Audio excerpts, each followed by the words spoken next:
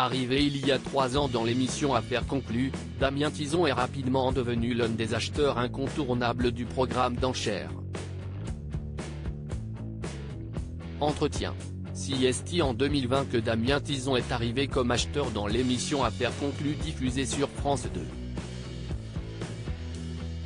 Ce Sartois de 40 ans s'est rapidement fait une place dans le programme d'enchères de France 2 grâce à ses goûts éclectiques, sa complicité avec certains acheteurs comme Stéphane Van Neudenhoven, Caroline Margeridon et Aurore Maurice, mais aussi ses enchères qui peuvent monter très haut en cas de coup de cœur.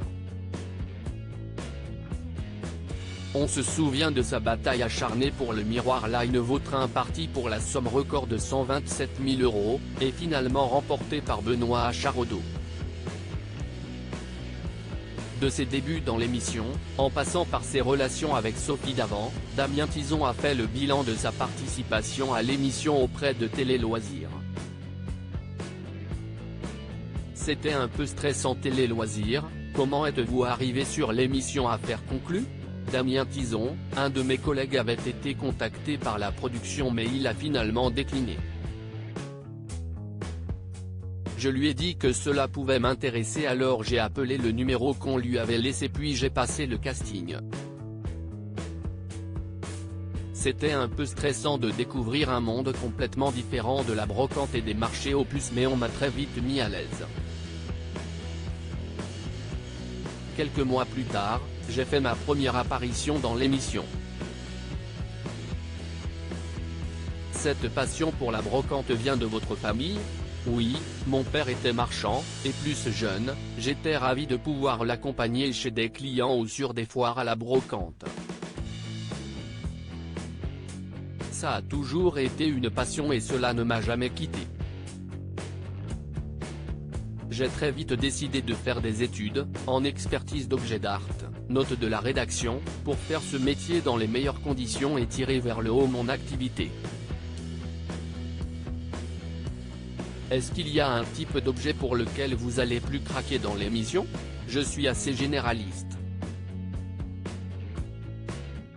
Je peux acheter un tableau ancien du XVIIe siècle comme un objet des années 70. Je peux aussi me positionner pour répondre à la demande de mes clients, quitte à réduire ma marge, ou y aller au coup de cœur. La particularité de cette émission, CIST, que l'objet est juste à côté de vous. CIST, plus facile de craquer que quand un client vous envoie une photo. Si j'ai un conseil à lui demander, Sophie Davant répond toujours présente. CIST, ce qu'il s'est passé avec le Miroir Line Vautrin qui a affolé les enchères ? C'était un modèle vraiment exceptionnel, mais il y avait plus fort que moi ce jour-là.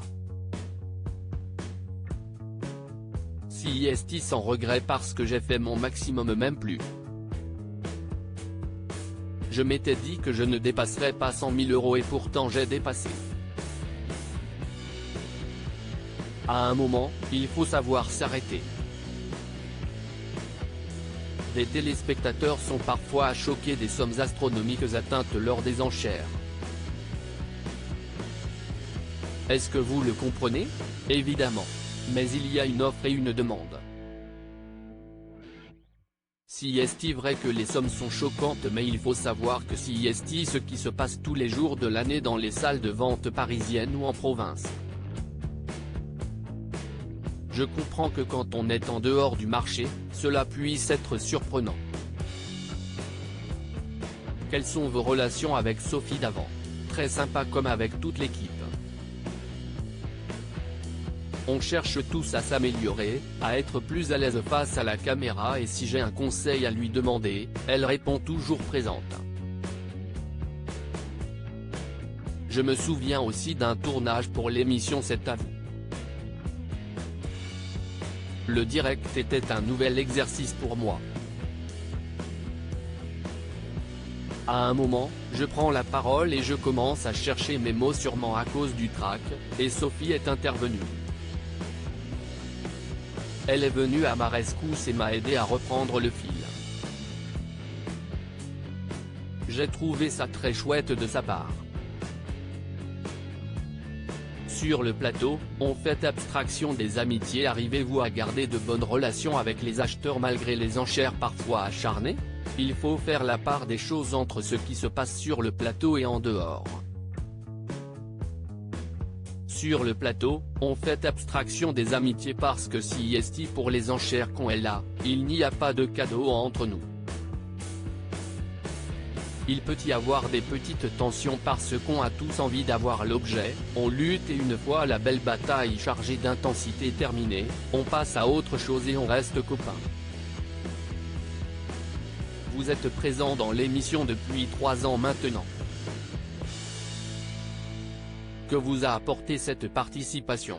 Auparavant on allait dans les salles de vente mais maintenant cela a évolué, je peux accéder aux salles des ventes du monde entier avec Internet. L'émission m'a permis de retrouver le charme de l'enchère physique. Je suis aussi plus sollicité par les gens qui ont vu mes interventions et mon expertise. La magie de la médiatisation m'a permis d'augmenter mon volume d'affaires. Vous n'êtes pas du tout lassé par les tournages? Non, je trouve cette aventure extraordinaire.